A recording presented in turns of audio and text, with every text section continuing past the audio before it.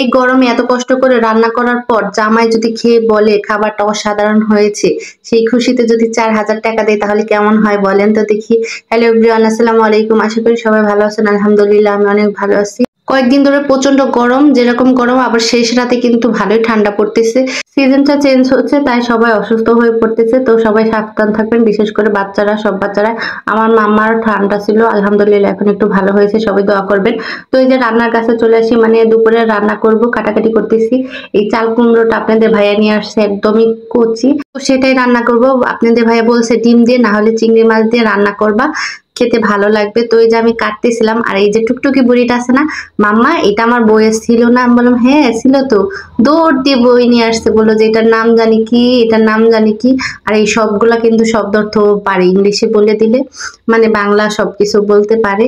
তো আলহামদুলিল্লাহ আমার মেয়ের জন্য দোয়া করবেন, এটুকু বয়সে এই সম্পূর্ণ বইটা ওর মুখস্থ হয়ে গেছে। তো এই যে মানে ইংলিশ সবকিছুই পারে, কিন্তু বলে দিতে হয়। ইংলিশটা যদি আপনি বলে দেন বাংলা অর্থটা বলে দিবে। আর এদিকে যে আমি যে কচুটা কাটতেছিলাম, মানে এত সুন্দর করে কাটতেছিলাম, এটা নাকি আপনাদের ভাইয়ার, মানে উনি তো ছিল না, অফিসে ছিল, তো মানে রান্না হওয়ার পর বলতেছিল, সেই কথাটা পরে আসি। তো এই যে আমি মানে চিকন করে কাটতেছি, একটা কচু কিন্তু অনেক হয়ে যাচ্ছিল, ভাবতেছি যে আর দিব না, যে বাকি অংশটা আমি ধুয়ে দিচ্ছি, মানে বড়া খাবো, নাহলে মানে অন্য কাজে ব্যবহার করা যাবে, কিন্তু আর বেশি দিব না কারণ অনেকটাই হয়ে গেছে। চিকন করে কেটে নিয়েছি, যে ছোট মাছ দিয়ে চচ্চড়ি করবো। এটা হলো বিলের তিতপুটি না কি বলে সেটা, মানে তিতপুটি, সেই পুটিগুলো আছে, কয়েকটা মলাও আছে, দানকিনাও আছে, চান্দাও আছে, মিক্স করা। তো বিলের দেখে আমি নিয়েছিলাম, বাসার এখানেই আসছিল, তো কিনে নিয়েছিলাম, সেটা রেখে দিয়েছি। আর এই যে সেই মাছ দিয়ে ভাবলাম যে একটু চচ্চড়ি করে খেতে ভালো লাগবে, একটু দিতে চেয়েছি কচু, অনেকটাই হয়ে গেছে, কিন্তু অনেকটা হলেও কিন্তু মজা হয়েছিল, অসাধারণ। মনে হচ্ছে যে আবার এক প্লেট ভাত খেয়ে নেই।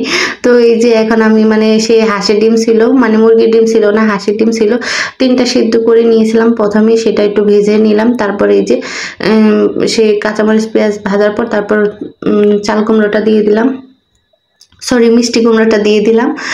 তো এখন মশলা দিয়ে ভালো করে কষিয়ে নেব। মিষ্টি কুমড়া কিন্তু হতে বেশিক্ষণ লাগে না, আর এমনিতে একদমই কষি ছিল। আর এই যে এখন ডিমগুলো দিয়ে দিব, সামান্য একটু ভালো করে কষিয়ে একটু করে ঝোল দিয়ে দিয়েছি, যেহেতু মাখো মাখো করবো, বেশি ঝোল রাখবো না। তো এই যে নামানোর হাত দিয়ে একটু ভাজা জিরে গুঁড়ো দিয়ে দিলাম।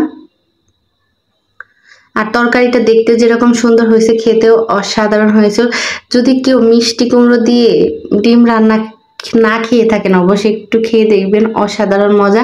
মাঝখানে কিন্তু ডিমটা আমি চিড়ে দিয়েছি, যেহেতু মশলাটা ভিতরে ঢুকবে, আস্ত থাকলে ঢুকবে না।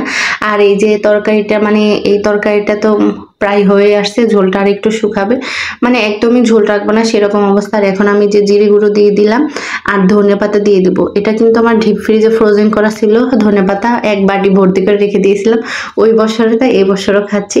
তো এই যে এখন আমি একটু ধনেপাতা দিয়ে দিলাম, ধনেপাতার কারণে খাবারটা অসাধারণ হয়েছিল। এদিকে আমি রান্নার কাজে ব্যস্ত ছিলাম, টিপি দিয়ে গিয়েছি। আর এই দেখেন বাকিটা ইতিহাস।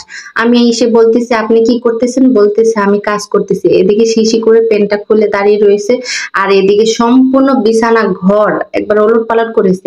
এই গরমে রান্না শেষে এগুলো দেখে আমার মাথাটা ঘুরে গিয়েছিল। তো আর কি করা, ঝটপট করে করে নিলাম। আর এই যে 4,000 টাকা দিতে চেয়েছি আপনাদের ভাইয়া, কিসের জন্য? রান্নার জন্য। রান্নাটা খুব মজা হয়, তার কাছে নাকি ছোট মাছের তরকারি খুব মজা হয়।